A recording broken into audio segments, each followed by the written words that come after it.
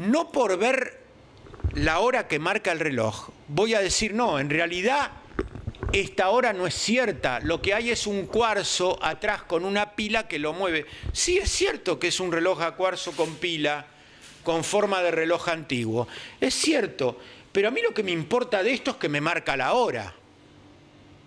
Entonces, decir que la Biblia está equivocada, como llegaron a decir a fines del siglo XIX, porque en tal pasaje de la Biblia dice el sol sale y el sol se puso, es una estupidez. Porque en nuestra dimensión el sol sale. Yo no veo el movimiento de los planetas. Como no veo el movimiento de mis átomos que están en movimiento, ni veo la falta de solidez que tienen los objetos, ni veo que en mi cuerpo es 70% de agua. Entonces, hemos perdido, por exceso de cientificismo, la dimensionalidad real del ser humano. Y entonces podemos discutir todo, el hombre no es hombre, la mujer no es mujer, no tenemos dos sexos, tenemos 2 millones de sexos, no sé, todo porque todo así lo ven en relativismo. Y no es así. Para nuestra realidad las cosas son como son.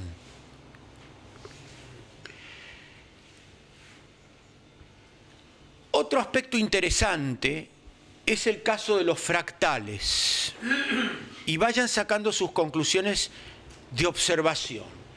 Los fractales fueron determinados y definidos en el año 1975. Quiere decir que todos los que nos recibimos en esa fecha o antes no nos enseñaban en el colegio que era un fractal. No sé si los chicos de ahora les enseñan qué es un fractal. Se descubrió que hay formas geométricas simples que se multiplican hasta una forma complejísima, final, entre distintos aspectos de la naturaleza. Voy a tratar de ser un buen dibujante para que me puedan entender. Yo tengo acá una araucaria. Supongamos que esto es una araucaria, ¿no? La araucaria tiene piñas de araucaria que dan piñones.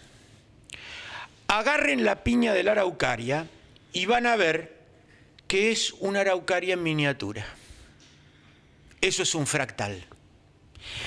Tomemos una estrella, la típica estrella de la nieve. Van a ver que tiene un dibujo. Si nosotros tomamos un puñado de nieve y lo miramos microscópicamente, este dibujo se superpone en forma simétrica, sucesiva y permanente de una manera impresionante, algo así como se ve en el caleidoscopio. Esos son fractales. Y entonces, ¿cómo se explica en la teoría de la evolución la organización del fractal? ¿Cómo se explica el azar? No hay elemento, desde las partículas del átomo hasta las organizaciones moleculares, que no tenga una explicación geométrica, que no tenga un diseño. Absolutamente todo en la naturaleza tiene un diseño. No es posible el azar. Bueno, a pesar de todo esto, en nuestras escuelas se sigue hablando del evolucionismo. Ayer en el diario La Nación, no sé si alguno lo vio, había... 2 millones. Sí, 2 millones. Ya, si ustedes se ponen... tómense el trabajo, por favor, agarren en un papelito y anoten los años de los cadáveres de monos y de hombres que van encontrando, y es la danza de los millones. Este tiene 2 millones de años, este otro 400.000, este otro 2.000, este otro... Dicen cada estupidez cuando sabemos que los métodos de medición, ya lo habíamos hablado la vez... Hay una sí. permanente búsqueda de un pretenso, o sea, pretendido, sí, un perdido. Y eso es justamente anticientífico, porque no hacen más que buscar la evidencia y la evidencia nunca la hallan. Y no era que la ciencia, según los positivistas, es el conjunto de conocimientos sistemáticos ciertos o probables, no lo pueden probar. Entonces inventaron al hombre de Neandertal y al hombre de Cromañón y al hombre de Pekín. Vuelvo a repetirles, el hombre de Pekín fue un invento del doctor Dubois que después se arrepintió. El hombre de Neandertal y el hombre de Cromañón eran hombres, no eran homínidos. Tenían herramientas. Y acá volvemos a tocar el tema de las cavernas. Y vamos a adentrarnos en otro aspecto de la charla. Esta imagen, que también es difícil de contradecir como el tema del microcosmos y el macrocosmos, y el dibujito de la evolución. Esta imagen del hombre de las cavernas que evoluciona, va pasando estadios de nómada, se vuelve agricultor, de recolector y de cazador se vuelve agricultor. Después empieza a desarrollar lo que llamamos la civilización. Y por último aparecen las grandes civilizaciones. No hay rastro de eso en el mundo. Pero están las piedras, las flechas y las lanzas de los hombres de las cavernas. Sí, ¿y quién les dijo que esos eran más antiguos que los otros?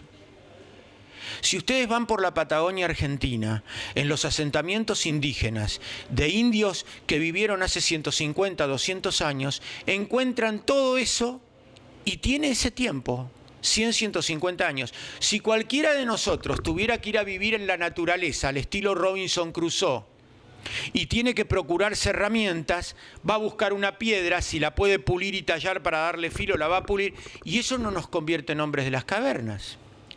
Lo que no hay en toda la historia de la humanidad, y cuando hablamos de historia hablamos escrito, no hay ningún relato, ninguna poesía, ninguna epopeya, ningún epos, nada que haga referencia a un estadio de evolución increyendo, y está lleno de referencias a una caída.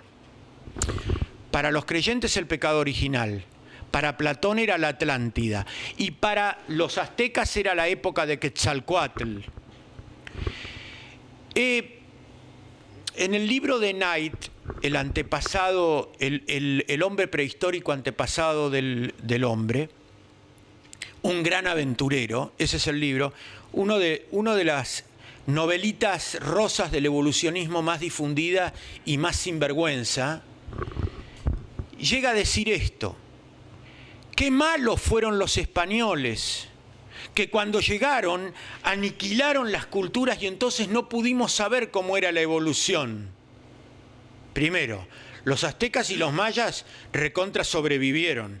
Y segundo, los aztecas y los incas. Los mayas, que son los que desaparecieron, habían desaparecido 200 años antes de que lleguen los españoles. Entonces, ¿cuál es la realidad? La realidad, lo que se ha podido comprobar, dice Cantú, ahora habla Cantú, el gran historiador Cantú, es, por supuesto que Felipe Piña no lo conoce, es que lo que se ha demostrado es que las civilizaciones indígenas estaban en depravación, estaban en el proceso exactamente al revés. No es que los españoles interrumpieron un proceso increyendo, sino que aparecieron en un momento de decreyendo, de decadencia, y que muchos de los indios que eran nómades y que estaban en la periferia de los imperios de América, que estaban en decadencia, estaban en franca degeneración y habían retrogradado a situaciones como las que se supone el hombre de la edad de piedra. Caso concreto, los zonas. Un caso intermedio de una civilización indígena que estaba degradándose al punto que habían perdido su propia gramática y se la salvaron los jesuitas, los tehuelches. Un caso superior de los que se mantenían relativamente cultos y fueron los que se entendieron y mezclaron inmediatamente con los españoles, no porque los españoles los dominaron y los amenazaron, sino porque ellos querían unirse a algo superior, los diaguitas. Fíjense cómo estaban los estratos. Y va a ser justamente la obra del ser humano, contrariamente a lo que nos están enseñando, paradigma que hay que demoler, lo que va a salvar a esas tribus indígenas. exactamente al revés de lo que se sostiene. Obviamente que el hombre blanco cometió abusos, muchos vinieron por el oro, pero no todos. Muchos vinieron a evangelizar, muchos vinieron a buscar una nueva perspectiva de la vida y poder. Y mucha gente se sacrificó de los europeos por los aborígenes. Y mezclaron su sangre, en el mundo católico por lo menos, no en esa Inglaterra que si Liniers no hubiera ganado, estaría acá. Y todos los que hubieran querido que Liniers hubiese perdido en 1806 no estarían acá. Otro paradigma que hay que demoler y que voy a atacar después de esta parte. Les doy un dato de un historiador que ni siquiera es católico, es agnóstico, no es español, es francés, René Sédillot. René Sédillot escribe Las grandes colonizaciones. Hay una sola colonización que él considera benéfica en el mundo. Fue la española, y más específicamente la que se dio en la Argentina con los jesuitas en el mundo guaraní. Entonces, que a su vez, ya que tocamos el mundo guaraní, dentro de las tradiciones guaraníes también hay una idea de una caída. Todas las civilizaciones tienen la idea de una caída, todas en sus relatos, y no de un ascenso. China, la India, Egipto, los pueblos indoeuropeos que hablaban sánscrito, ¿cuándo aparecen en la historia? ¿No les llama la atención que todos aparecen relativamente en forma contemporánea? Y que todos son inmediatamente posteriores a Sumer. Y que Sumer es el primer pueblo que se conoce que deja testimonios escritos. Y que es el poema más antiguo de Sumer. ¿Ustedes conocen el poema más antiguo de Sumer? ¿Es la epopeya, el escrito más antiguo de Sumeria? Gilgamesh. ¿Y Gilgamesh qué es? ¿Quién es? Noé. Si ustedes agarran el relato de Gilgamesh hecho por los sumerios, que está totalmente traducido y cuyas piedras originarias están en el Museo de Londres, y lo comparan con la Biblia, los errores y diferencias son mínimos, hasta da las dimensiones del arca. Por ahí cambian alguna palabra.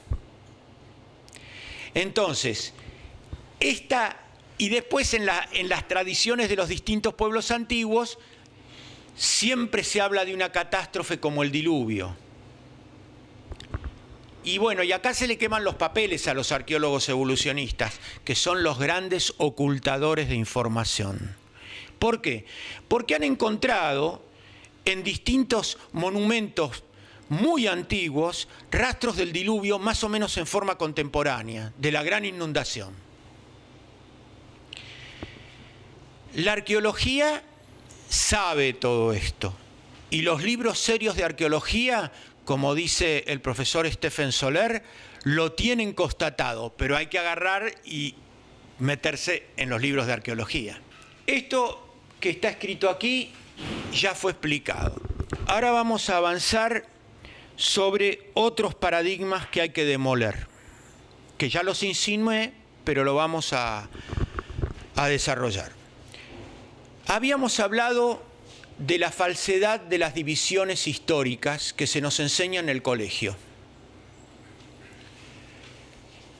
Ustedes saben que antes, ¿cómo se enseñaba la historia? Antiguamente. Se enseñaba con poesía, y este sistema llega prácticamente hasta el año 1700. La Ilíada, la Eneida, la Odisea, los romanceros medievales, ven que tengo que usar un término con el que estoy en contra, pero ya nos han impuesto los clichés. Los romanceros de la era de la cristiandad, los romanceros tanto cristianos como moriscos, mantenían esta manera de relatar la historia similar a nuestras payadas gauchescas. En poesía se decían verdades que se las decía en forma musical y poética para poder ser memorizadas y trasladadas de generación en generación con un montón de verdades. Si ustedes analizan, por ejemplo, el modelo más cercano que tenemos de esto, Ahora se sabe por los estudios serios que se hicieron, entre ellos de Borges, sobre el Martín Fierro, que el Martín Fierro existió realmente, que era un gaucho que había tenido una trascendencia, que los hechos que relatan son los hechos que ocurren en los fortines, en la frontera, cuando el ministro de Guerra de Sarmiento era Gainza, que era en la época famosa de la zanja de Alsina y todos estos hechos, que los dos hijos de Fierro estuvieron en el colegio que regenteaba la venerable Camila Rolón, anotados con el apellido Fierro y que eran compañeros de un tal Carlitos Gardel, que Hernández, conocedor de esta historia, con su genio, su verba hispano-criolla, hace un monumento de relato. Así se relataba la historia. Claro, había que distinguir entre lo legendario, lo imaginario que ponía el autor, pero el nuestro Martín Fierro es tan grandioso que hasta se cierra con la payada entre el Martín Fierro y el Moreno, que es metafísica cristiana pura. Por ejemplo, les doy un ejemplo de esto. Cuando hablan de qué es el tiempo, y el Martín Fierro le dice al Moreno, el tiempo solo es tardanza de lo que está por venir. Esto que parece una linda poesía es filosofía pura. En el devenir, donde el presente es un instante fugaz y donde el pasado pasó, en el momento que lo estoy diciendo ya pasó, y lo que tenemos es el futuro, el tiempo es un concepto meramente humano de lo que está por venir, del porvenir. Y esto, así varios ejemplos va dando. Así se escribía antiguamente la historia. José Hernández fue un juglar del momento de mayor esplendor de la cristiandad que nació 300 o 400 años después. Un genio, auténticamente genial. Entonces, después van a venir los científicos positivistas y van a decir, esto no es historia, el Martín Fierro no existió, es una imaginación. Y lo van a tratar de disecar y poner, como les encanta, en museos. Acuérdense que la escuela positivista creó la idea del concepto de museo como unidad orgánica de estudio. Por eso hay universidades que llevan el nombre de museo. Uno tiene la idea del museo donde se ponen cosas antiguas o reliquias, pero el museo también es biblioteca y el museo también es laboratorio e investigación. Bueno, el historiador positivista pretende poner la historia en el museo, como si fuera un embalsamador de ciencias naturales y botánicas, como hacía Linneo, agarraba mariposas y flores y las pinchaba, como si eso fuera comprender la naturaleza. Eso es comprender la naturaleza muerta. No es comprender la naturaleza. Lo mismo hacen con las ciencias sociales y acumulan un montón de materiales. Con el positivismo surge la ciencia estadística como método para demostrar alguna cosa. Y sirve de mucho las estadísticas. No casualmente, Sarmiento es el primero que hace un censo nacional. Y él es el gran introductor del positivismo en la Argentina, y de los museos, y de los zoológicos, para que veamos de dónde descendimos. Había que poner jaulas con monos para que la gente vea que eran monos. Ese es el concepto. El museo de los seres muertos, naturalezas muertas, y el zoológico con animales enjaulados. Eso es el positivismo. ¿Tiene su utilidad aparte del paseo? Sí, tiene su utilidad. Acumulan una gran cantidad de materiales científicos, pero no lo saben sistematizar fuera de un esquema estrictamente racional. El que lo supo sistematizar fue Konrad Lorenz, que descubre lo que llamaríamos con eufemismo la psicología animal. Pero Konrad Lorenz era antievolucionista. Entonces, no nos vamos a derivar ahora por lo de Konrad Lorenz. Volvamos al tema central. En la conceptualización de la historia, en la división por eras, ya habíamos visto que eran cuestiones muy caprichosas. ¿Y quién es el que inicia esta línea? Bodin, y después sigue Dilthey, y después sigue Taine, y una gran cantidad de hombres que se dedicaron a estudiar la historia desde un punto de vista filosófico. Qué lástima que no sabían de religión, porque lo hubieran podido estudiar desde un punto de vista teológico, que ya podían haber arrancado con la Ciudad de Dios de San Agustín y haberse perfeccionado hasta el día de hoy, ¿no? Porque eran grandes estudiosos, eran hombres, realmente todos estos hombres que yo estoy nombrando no son ni mala gente, ni basuras, ni malvados. Muchos de ellos eran auténticos y grandes genios. Hipólito Taine, por ejemplo. Hombres, algunos de una excelsitud como Fustel de Coulanges, que era un positivista y que en su estudio serio de la ciencia descubre la ciudad antigua y la analogía entre la ciudad antigua y la era de la cristiandad, con su famoso libro La ciudad antigua. Pero ellos acumulaban materiales, estadísticas, datos, como nos hacían a nosotros estudiar en el colegio historia. Fechas, datos, nombres, y perdíamos el problema íntimo de la historia, que era lo que tenían aquellos juglares como Homero, que fue el primer gran historiador junto con Heródoto, y todos los otros historiadores de la Edad Antigua y de la era de la cristiandad. ¿Qué era lo que tenían? Una enseñanza. Por eso la historia era la maestra de la vida, porque de los aciertos de los hombres que estudiaba Plutarco, por ejemplo, podían sacar una enseñanza, entonces la historia servía.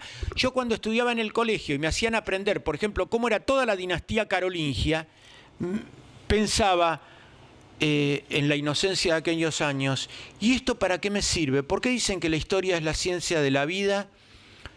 Si yo de saber que Enrique II gobernó de tal año a tal año, y Enrique III de tal año a tal año, Enrique IV de tal año a tal año, y que se casó con fulana, fulana y fulana, ¿eso qué me enseña a mí? Bueno, eso es el positivismo histórico. Entonces, para esta gente, claro, la Edad Media, como no sacaban ninguna conclusión humana, espiritual, la Edad Media es una edad muerta entre los griegos y los iluministas que eran ellos, ¿no? Entonces, fíjense cómo denominan a la historia: época contemporánea. La época contemporánea es todo presente. Pero como la época contemporánea no podía agarrar la realidad, después dijeron era industrial, creyendo que habían llegado a lo sumo. Hoy la época industrial para nosotros está recontra superada en el progreso técnico que se ha sucedido. Pero ellos creían que estaban en lo sumo. Entonces llegaron a la era atómica, después a la era espacial, y ya después es el fin de la historia. Seguramente la historia va a seguir y Fukuyama se va a ver muerto. Pero él en su momento, fíjense cómo ven las realidades y qué poco saben del hombre. El hombre es pasión, sentimiento y emoción. No es una cosa